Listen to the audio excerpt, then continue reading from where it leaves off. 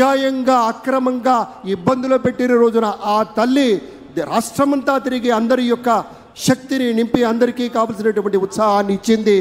తమ కుటుంబ సభ్యులంతా కూడాను, మన లోకేష్ బాబు గారు, బ్రాహ్మణి గారు అందరూ కూడాను అద్భుతంగా పరిశ్రమించారు.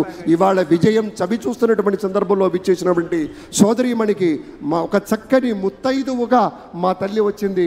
ఆ తల్లికి స్వాగతం. అదిగో మన బాలయ్య బాబు సోదరీమణితో ఆత్మీయంగా స్పర్శ గావిస్తూ ఉన్నారు. స్వాగతం, సంతోషం. ఇది ఆత్మీయ ప్రమాణ స్వీకార మహోత్సవంగా ప్రతి ఒక్కళ్ళం పరిగణిస్తున్నాం.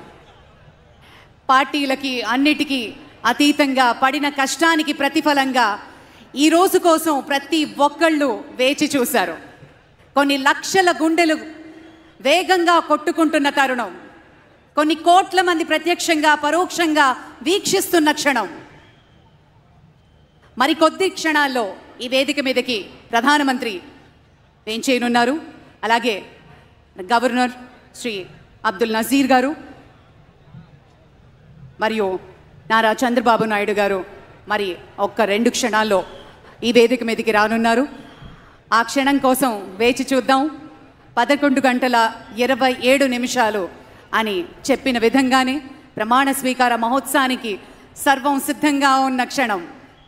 పయనం మొదలు పెట్టినప్పుడు అవరోధాలుంటాయి, అడ్డంకులు ఉంటాయి, అధిగమించి ముందుకు వెళ్ళాలి. We request all the police band people to kindly get ready, sir.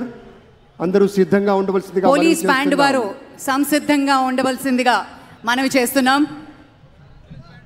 అభివృద్ధి పథంలో పయనించేటప్పుడు అవరోధాలు ఎదురైనా కూడా మన సీతారామ శాస్త్రి గారు చెప్పినటువంటి పాట గుర్తుకొస్తుంది. ఎప్పుడూ ఒప్పుకోవద్దురా ఓటమి, ఎప్పుడూ వదులుకోవద్దురా ఓరిమి, విశ్రమించవద్దు ఏ క్షణం, విస్మరించవద్దు నిర్ణయం, అప్పుడే నీ జయం నిశ్చయం రా అన్నాడు. అలాంటి